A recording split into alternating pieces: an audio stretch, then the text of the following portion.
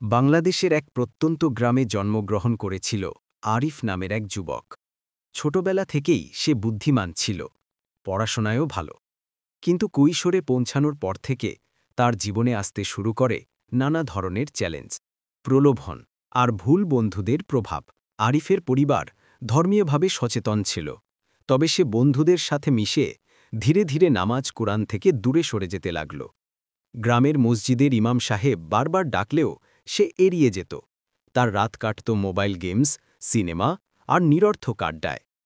একদিন তার বাবা মৃদু স্বরে বললেন, বাবা, দুনিয়া অস্থায়ী, একদিন এইসব মোহ শেষ হয়ে যাবে, আল্লাহর দিকে ফিরে আসো।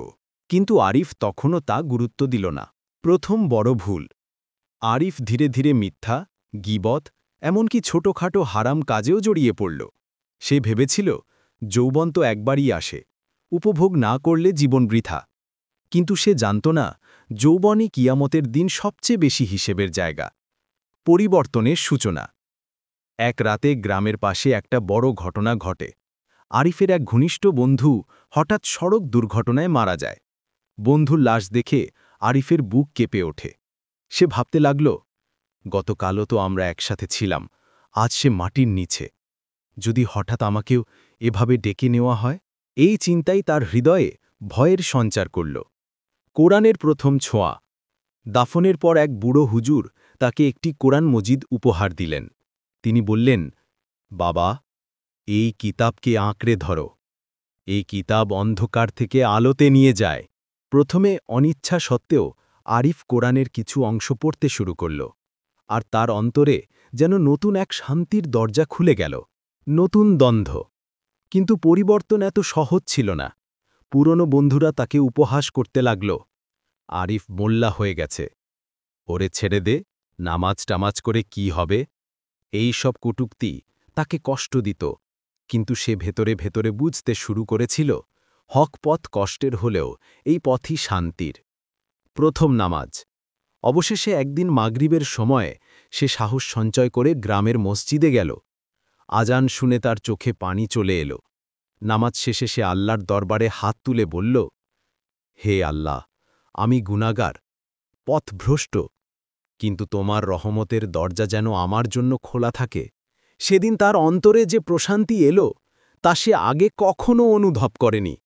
আরিফ যখন নামাজ পড়া শুরু করল, তখন থেকেই তার জীবনে নতুন ধরনের চাপ আসতে লাগল। গ্রামের ছেলেরা, যারা তার পুরনো সঙ্গী ছিল, তারা আরিফকে মেনে নিতে পারল না। উপহাস ও চাপ। বন্ধুরা বলত, আরিফ বদলে গেছিস, কয়দিন এমন থাকবে, আবার আগের মতোই হবে। কেউ কেউ তাকে নিয়ে ব্যঙ্গ করে বলত, ওরে বাবা, এখন তো দেখছি আরিফ হুজুর হয়ে যাচ্ছে। এই সব কথাই তার মন ভেঙে যেত, কিন্তু তার ভেতরে একটা অদৃশ্য শক্তি জাগ্রত হচ্ছিল। সে জানত আল্লাহর পথে চললে পরীক্ষা আসবেই। পরিবারের সহায়তা। একদিন তার মা তাকে বুকে টেনে নিয়ে বললেন, বাবা, তুই যেভাবে আল্লাহর পথে ফিরতে শুরু করেছিস, আল্লাহ যেন তোকে সাহায্য করেন, আমরা তোর পাশে আছি। মায়ের কথা শুনে আরিফ শক্তি পেল। সে বুঝল পরিবারের দোয়া একজন মুসলিমের সবচেয়ে বড় সম্পদ। কোরআন অধ্যয়ন। আরিফ ধীরে ধীরে কোরআনের অর্থ বোঝার চেষ্টা শুরু করল। যখন সে এই আয়াতটি পড়ল, নিশ্চয়ই নামাজ অশ্লীলতা ও মন্দ কাজ থেকে বিরত রাখে, তখন সে উপলব্ধি করল, আমার জীবনের আসল পরিবর্তন হবে তখনই, যখন আমি নামাজকে হৃদয়ে ধারণ করতে পারব। মসজিদে নিয়মিততা। প্রতিদিন ফজরের আজানে সে উঠে পড়ত। প্রথম দিকে শীতের সকালে অনেক কষ্ট হতো। বন্ধুরা তখনও ঘুমাত, আর সে বরফ ঠান্ডা পানিতে অজু করত। কিন্তু নামাজ শেষে যখন সূর্যের আলো ভোরের আকাশে ছড়িয়ে পড়ত, তখন তার অন্তরে এমন প্রশান্তি আসত, যা সে ভাষায় প্রকাশ করতে পারত না। নতুন পরীক্ষা। দুনিয়ার মোহ। কিন্তু পরীক্ষার আরেক ধাপ শুরু হল।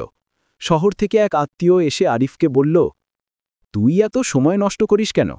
শহরে এসে ব্যবসা কর, টাকা কামা, জীবন উপভোগ কর। তার ভেতরে দ্বন্দ্ব শুরু হল।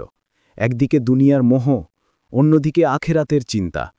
সে গভীর রাতে আল্লাহর কাছে দোয়া করল, হে আল্লাহ, আমাকে স্থির রাখো, আমি যেন তোমার পথে অটল থাকতে পারি।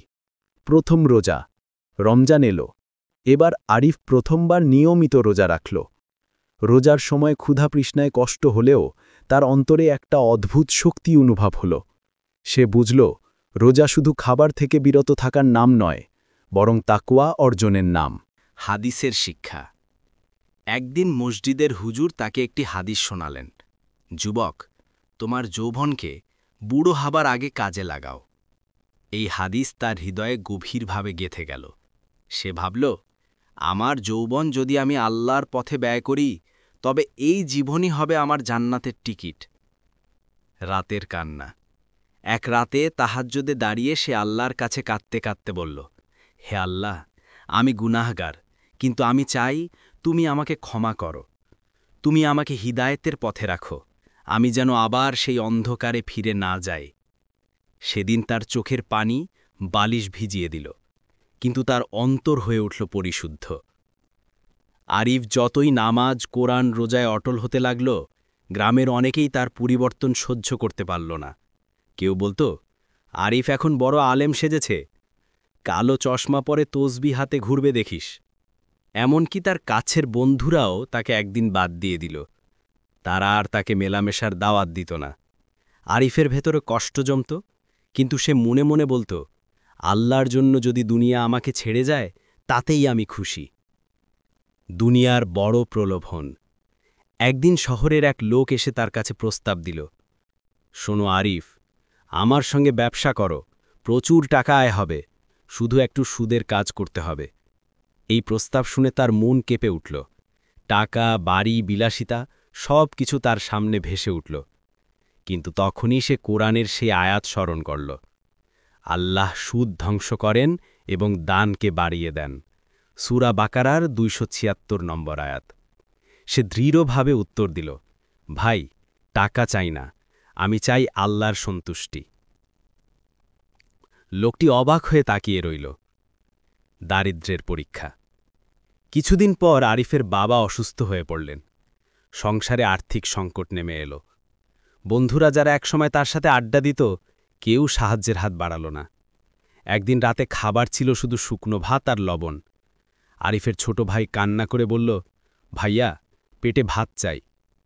আরিফ চোখে পানি নিয়ে বলল, ধৈর্য ধরো, আল্লাহ আমাদের জন্য উত্তম কিছু রেখেছেন। সে মসজিদে গিয়ে কান্নাকাটি করে দোয়া করল। রহমতের দরজা। কিছুদিন পর এক দয়ালু ব্যবসায়ী আরিফের সততা ও চরিত্র দেখে তাকে একটি কাজের সুযোগ দিলেন। এবার তার সংসারে একটু সচ্ছলতা এলো। আরিফ বুঝল, ধৈর্যের পরেই আল্লাহর রহমত আসে। যুবকদের জন্য দাওয়াত। এখন আরিফ শুধু নিজে নামাজ পড়েই শান্ত থাকল না। সে গ্রামের কিশোর যুবকদের একত্রিত করে বলল, ভাইরা, জীবনটা খুব ছোট। আমরা যদি আল্লাহর জন্য না বাঁচি, তবে দুনিয়ার আনন্দ আমাদের আখেরাতে কিছুই দেবে না। প্রথমে কেউ শুনতে চাইত না, কিন্তু ধীরে ধীরে তার আন্তরিকতা ও আমল দেখে অনেকেই নামাজে আসতে শুরু করল। বড় পরীক্ষা। পাপের দাওয়াত। একদিন হঠাৎ শহরে গিয়ে তার পুরনো এক বন্ধু তাকে নিয়ে গেল এক আসরে। সেখানে গান, নাচ আর হারাম আনন্দ চলছিল। বন্ধুটি বলল, চল আরিফ, এক রাত তো উপভোগ কর, এত কড়াকড়ি করলে জীবন বৃথা। আরিফ কিছুক্ষণ দ্বিধায় পড়ে গেল। তার ভেতরে শয়তান ফিসফিস করতে লাগল, এক রাত কিছু হবে না। কিন্তু তখনই সে নবী সাল্লাল্লাহু আলাইহি ওয়াসাল্লামের সেই হাদিস স্মরণ করল, সত্যিকার মুজাহিদ সেই যে নিজের নফসের বিরুদ্ধে সংগ্রাম করে। সে দৃঢ়ভাবে উঠে দাঁড়াল এবং বলল, না, আমি এই অন্ধকারে থাকব না, আমি আল্লাহর পথে ফিরেছি। বন্ধুরা হাসাহাসি করল, আরিফের মুখ ছিল শান্ত। রাতের এক স্বপ্ন। এক রাতে আরিফ স্বপ্নে দেখল, সে একটি অন্ধকার রাস্তা ধরে হাঁটছে। হঠাৎ সামনে আলো ঝলমল করছে। আলোর মধ্যে একটি দরজা, আর দরজার ওপারে শান্ত নদী, সবুজ বাগান আর অসংখ্য ফুল। কোনো এক অদৃশ্য কণ্ঠস্বর বলল, এটাই জান্নাতের পথ, ধৈর্য ধরো, অটল থেকো। ঘুম ভাঙার পর আরিফের চোখ ভিজেছিল অশ্রুতে। আরিফ এখন আর শুধু নিজের পরিবর্তন নিয়েই ব্যস্ত থাকল না। সে গ্রামের যুবকদের নিয়ে একটি ইসলামিক স্টাডি সার্কেল শুরু করল। প্রতি শুক্রবার মসজিদে বসে তারা কোরআন, হাদিস এবং ইসলামের মৌলিক শিক্ষা শিখত। ধীরে ধীরে গ্রামের কিশোর যুবকদের মধ্যে পরিবর্তন আসতে লাগল। যারা আগে রাতভর আড্ডা দিত তারা এখন ফজরের আজানে দৌড়ে মসজিদে আসত। গ্রামের বয়স্করা অবাক হয়ে বলল, এ ছেলে তো শুধু নিজের জীবনই বদলায়নি, পুরো সমাজকেই বদলে দিচ্ছে। ইমামের সান্নিধ্য। মসজিদের ইমাম সাহেব একদিন আরিফকে ডেকে বললেন, বাবা, আল্লাহ তোমাকে হিদায়াত দিয়েছেন, তুমি যেন অন্যদের জন্য হিদায়াতের আলো হয়ে থাকো। নবী সাল্লাল্লাহু আলাইহি ওয়াসাল্লাম বলেছেন, যে একজনকে হিদায়াতের পথে নিয়ে যায় তার জন্য পুরো দুনিয়ার ধন সম্পদের চেয়ে উত্তম। এই কথা শুনে আরিফের চোখ ভিজে গেল। সে দৃঢ়ভাবে ঠিক করল, এই জীবন সে আল্লাহর দাওয়াতের জন্য উৎসর্গ করবে। বড় পরীক্ষা ও ধৈর্য। একদিন আরিফের বাবা ইন্তেকাল করলেন। এটা তার জীবনের জন্য বড় আঘাত ছিল। কবরের সামনে দাঁড়িয়ে সে কাঁদতে কাঁদতে বলল, হে আল্লাহ, আমার বাবাকে ক্ষমা করো, তাকে জান্নাতুল ফিরদাউসে দাও, আর আমাকে এমন ছেলে বানাও যে সদকায়ে জারিয়া হবে। এই দোয়ার পর থেকেই সে আরও বেশি আমল করতে শুরু করল। ইসলামের বার্তা ছড়িয়ে দেওয়া। আরিফ কেবল গ্রামের মধ্যে সীমাবদ্ধ থাকল না, সে শহরে গিয়ে যুবকদের সাথে ইসলামিক প্রোগ্রাম আয়োজন করতে লাগল। কেউ কেউ তার বিরুদ্ধে কথা বলত, আবার কেউ বলত, এই ছেলেটা আল্লাহর পথে সত্যিই বদলে গেছে। ধীরে ধীরে সে সবার কাছে আদর্শ যুবক হিসেবে পরিচিত হল। বড় এক স্বপ্ন পূরণ। বছরের পর বছর সঞ্চয় করে আরিফ অবশেষে উমরাহ করার সুযোগ পেল। কাবার সামনে দাঁড়িয়ে কালো গিলাফ স্পর্শ করে তার চোখে অঝোর অশ্রু গড়িয়ে পড়ল। সে কাঁদতে কাঁদতে বলল, হে আল্লাহ, তুমি আমাকে পথভ্রষ্টতা থেকে বাঁচিয়ে হিদায়েতের পথে এনেছ। আমি চাই এই জীবন জান্নাতের পথে শেষ হোক। শেষ মুহূর্তের শান্তি। কয়েক বছর পর এক রাতে তাহাজ্জুদের নামাজে সিজদা অবস্থায় তার প্রাণ চলে গেল। মসজিদ ভরে গেল কান্নায়। গ্রামের লোকজন বলল, আরিফের মৃত্যুটা ছিল শহীদের মতো সুন্দর। তার কবরের সামনে সবাই দোয়া করল। মসজিদের ইমাম বললেন, যে যুবক যৌবনকে আল্লাহর পথে ব্যয় করে তার মৃত্যুই হয় জান্নাতের দ্বার প্রান্তে। পরিণতির শিক্ষা। আরিফের জীবন প্রমাণ করে দিল, যৌবন হল পরীক্ষার সময়। যে আল্লাহর পথে ধৈর্য ধরে, তাকওয়া অবলম্বন করে, সে দুনিয়া আখেরাতে সফল হয়। একটি যুবকের পরিবর্তন পুরো সমাজকে বদলে দিতে পারে।